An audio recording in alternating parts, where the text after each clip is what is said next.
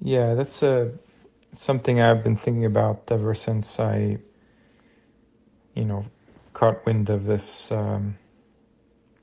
meme in social media. But I can't help but notice, these patterns that come from the Quran.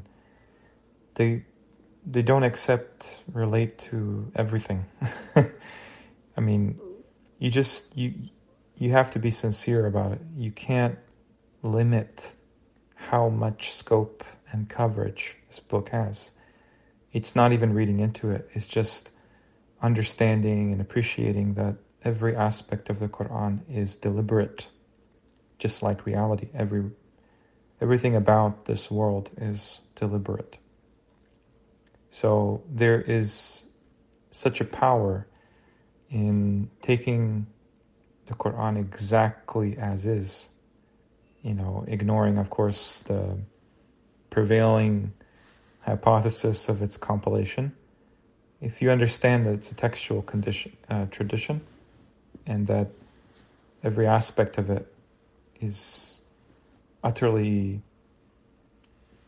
definitive and crucial knowledge for you to understand, then you can't help but notice all kinds of patterns that emerge that are anything but coincidental.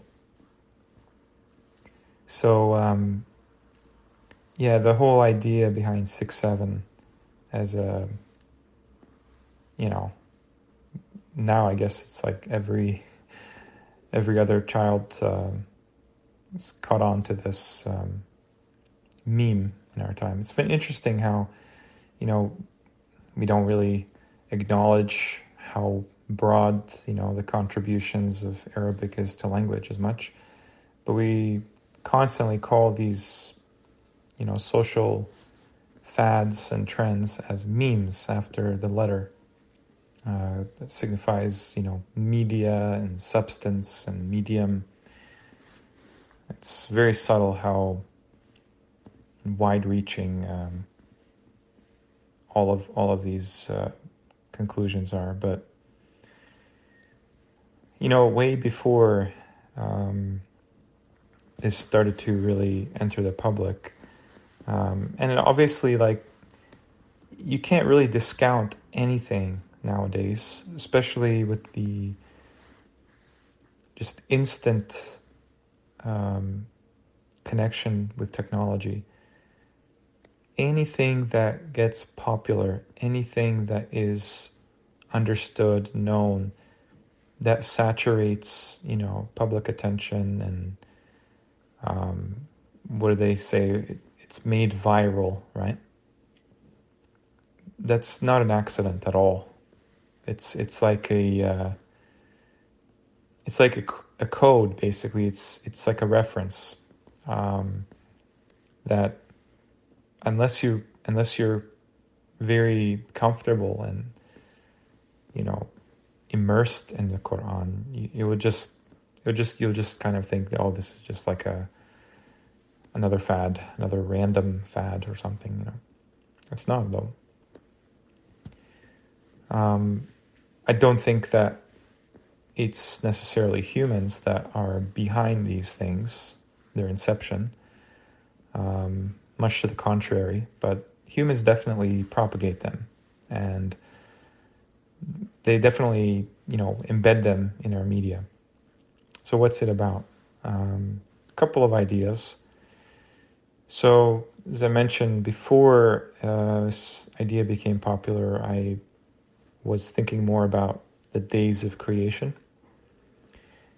And we're always taught, there's 6 days of creation, and that happened a long time ago, and they were just metaphorical days or something, because you're not going to imagine that, say, 6,000 years or 6 24-hour cycles.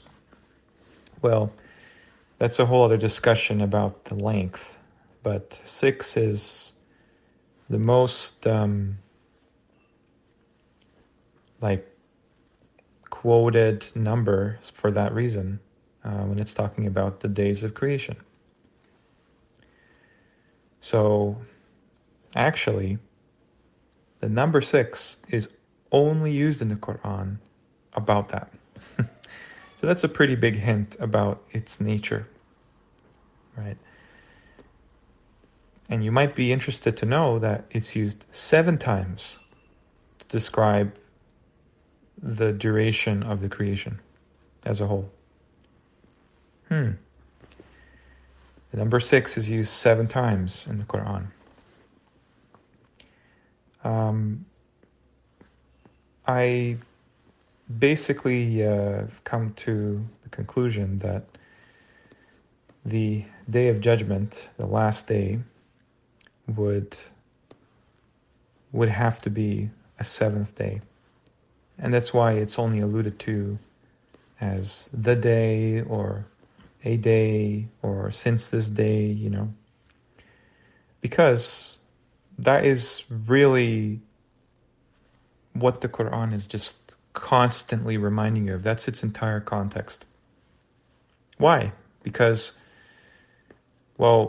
there is this way of how it speaks that essentially it's almost like this day was created to emanate into the past, which we live in. This is a bit hard to conceptualize, but if you just imagine, the course of time since Adam, right? And we are definitely within those 6 days. It's not like those 6 days were a long time ago and now we're just within some kind of whatever. No, we're within those 6 days. And I would put it out there that we're probably at the end of that 6th day, actually. So then how could Allah have created the heavens and the earth in 6 days? Well, that's because this is speaking from the time point of the Day of Judgment. Yes, that would have been in the past with respect to the Day of Judgment. You can also call it Yawm al-Qiyamah. If you want to talk about the thing that is keeping track of the time on that day, that's called as-Sa'ah, the clock. So there's a whole this mountain of insights just from that alone. But if you were to just put it broadly, simplified, 6, 7, at least from what I can see, clearly in the Quran, one of the biggest meanings is that we're talking about this transition from the end of day 6 to the beginning of day 7. And this has never happened before. This has happened on a smaller scale within, these 6 days. Like, for example, transition from Musa's time to Isa's time, right? That was apocalypse definitely was an apocalypse. You also have transition from Suleiman's time to the next day as well. The way in which our history is structured can only lead to a divine hand governing it all. Why? Because it is anything but random. And that's why the mainstream history is out the window. It's just like a poetic duplication inspired by the stories in the Quran. That's all it is. They just change the names. They make little... This is very easy for these non-human entities to do this. But this is also why, for example, in hadith, I'm pretty sure all they talk about is that تَقُومُ يَوْمَ تَقُومُ السَّاعَةُ. They don't really talk about its mursaha, right? So, why? Is it because the end of this 6th day is a major transition that culminates in the start of the exam, the start of the, heavenly clock, as it were? Perhaps. At the risk of sounding like a doomsday, those like town criers in medieval times, there is a very important task for every believer to appreciate and understand their position in this story at this time. You cannot overlook that. It's not about passive acceptance of the end times. It's actually the opposite of that. It's explaining the passive acceptance of the end times given to us by these religions using the Quran, debunking them by explaining them. Because a lie is not made out of thin air. It's made from the truth. It's made from a distortion of the truth. The truth is all that exists in the end. And the veil is definitely being lifted, as it were. Which is why in the Quran we're given this very direct picture that the truth is dressed with the clothing of the falsehood. I wonder why. Is the unveiling supposed to bring about the truth?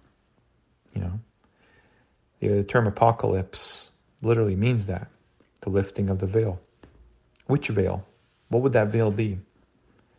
Would maybe the hijab be something to that? Isn't that supposed to be the partition between Jannah, Ashab al-Jannah, and Ashab al-Nar? Is that why they call hijab a head covering, a veil, when it's never used as a head covering in the Quran? You see, the poetry of our world exposes the lies because it's used to make them.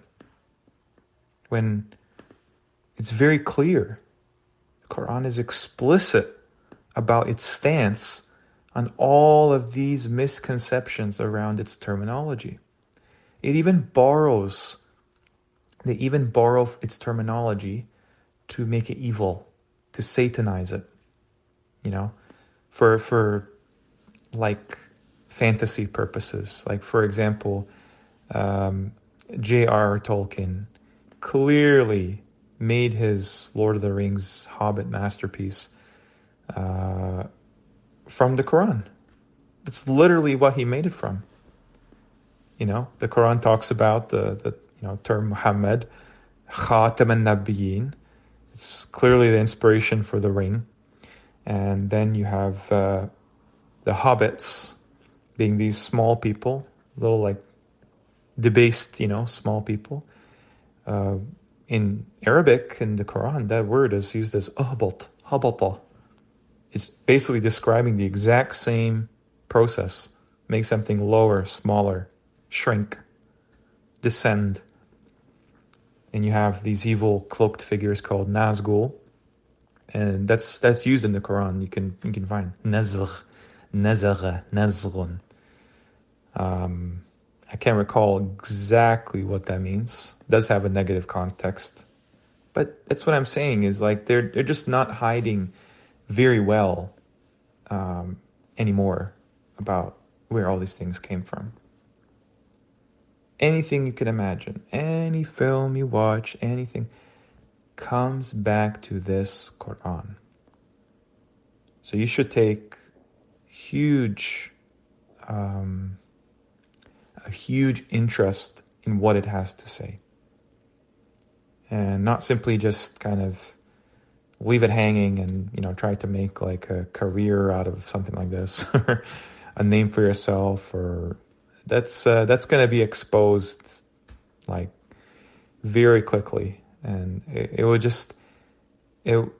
Quran has a way of leaving people behind that fail its litmus test. What's the litmus test? Well, taking it seriously. Not denying these open, manifest miracles in there. I heard, this notion the Quran has no miracles.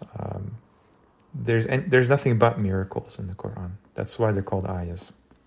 Amazing. Not a single translator has even thought to put that. Another thing I find interesting about 6:7 is ayah, or surah 67, Surah al-Mulk.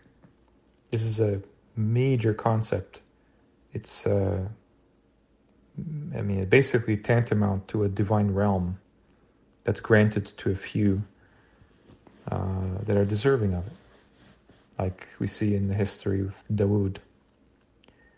I think if that's the case, then it makes sense why the backwards,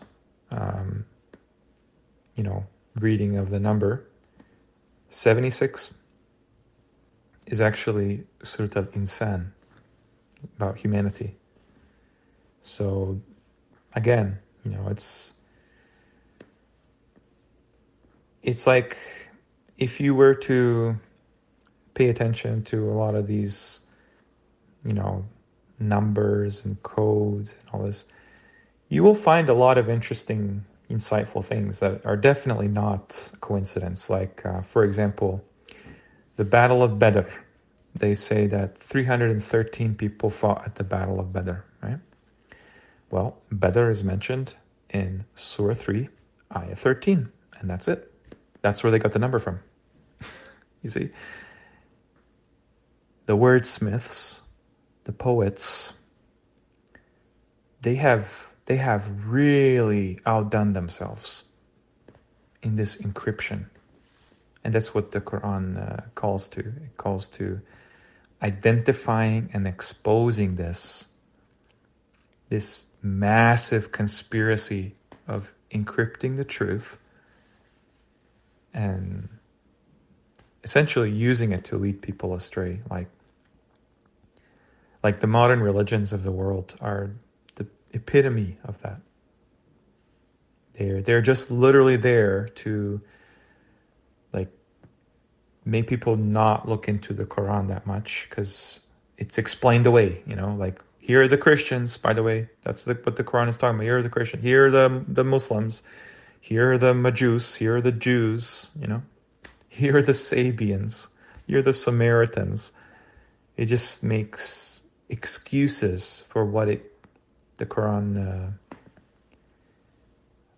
doesn't actually give credence to.